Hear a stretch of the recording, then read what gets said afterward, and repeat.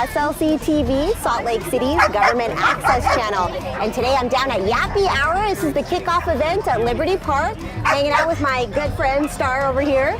And Yappy Hour is actually happening once a month now until September. Visit SLC City Events to learn more. On this week's episode of Capital City News, we hear from the city engineer about road construction work in the city. And our History Minute is about part 3 of our History of Rail. Let's get started with our legislative update and look back.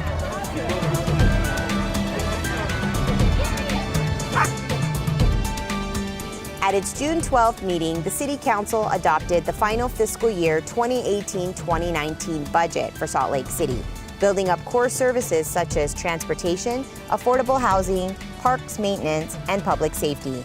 The council also adopted a resolution to support a countywide 0.25% sales tax increase dedicated to transit and transportation projects.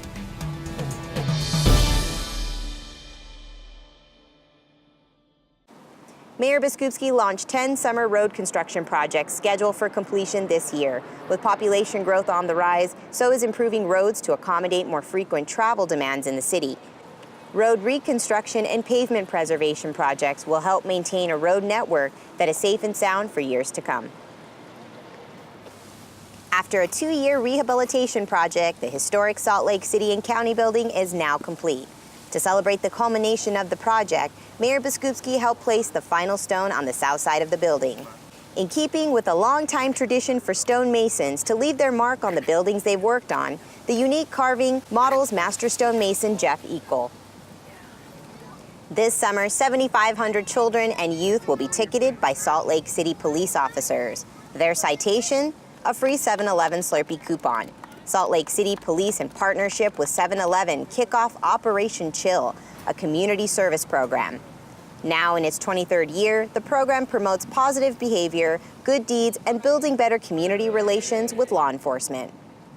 Date night just went to the dogs of Salt Lake City. Yappy Hour was the life of the party this June at Liberty Park. Over 2,000 people and their four-legged friends enjoyed off-leash play, food, live music, swag, and giveaways. The next event will be held on July 18th at Fairmont Park. The new and improved Liberty Park concessions area is open for business. The public is invited to enjoy Liberty Park's historic rides, including a Ferris wheel, swings, merry-go-round, train rides, summer food items, and more.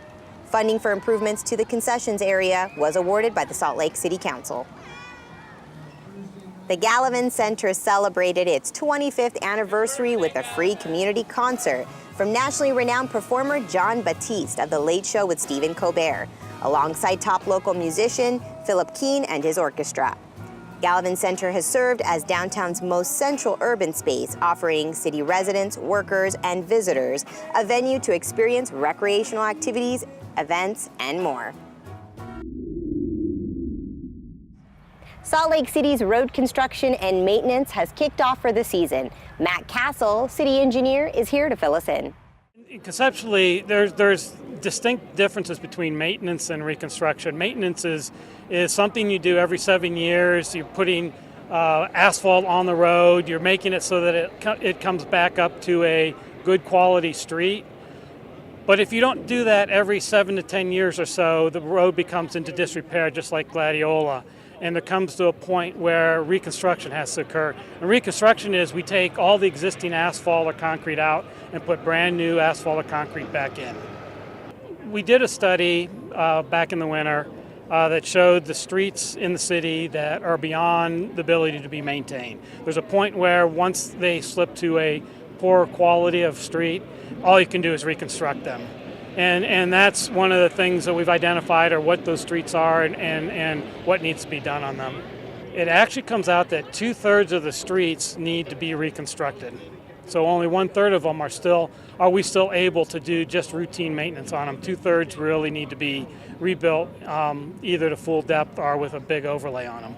Good roads have many good qualities. One, from an environmental aspect, good roads reduce the amount of pollutants that get into our stream. They're much more drivable, so I believe there's studies suggesting that better roads, less accidents, less damage to vehicles, because there's less potholes. So there's many benefits to the environment plus to the community themselves. So for more information, just come visit our Funding Our Future website.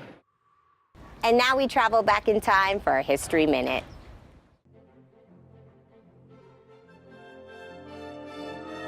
In April of 1881, Salt Lake City became the 5th centrally electrified city in the world, behind London, New York, San Francisco, and Cleveland.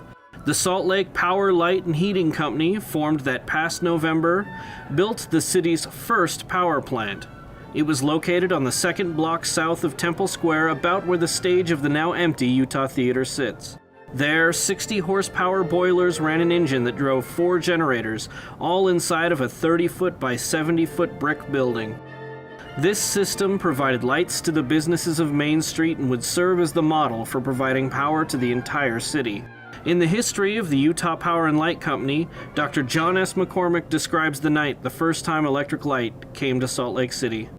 At 8 p.m., the lights came on, he said. Even a blind man would have known it because a loud shout went up from the assembled spectators, and those who had remained inside until the last moment rushed out into the already crowded streets. At first, there was only a faint, pale glow, but it gradually grew brighter and brighter until each lamp glowed like a sun, being fully as dazzling to the eye and lighting up every nook and corner within their reach with the brightness of noonday.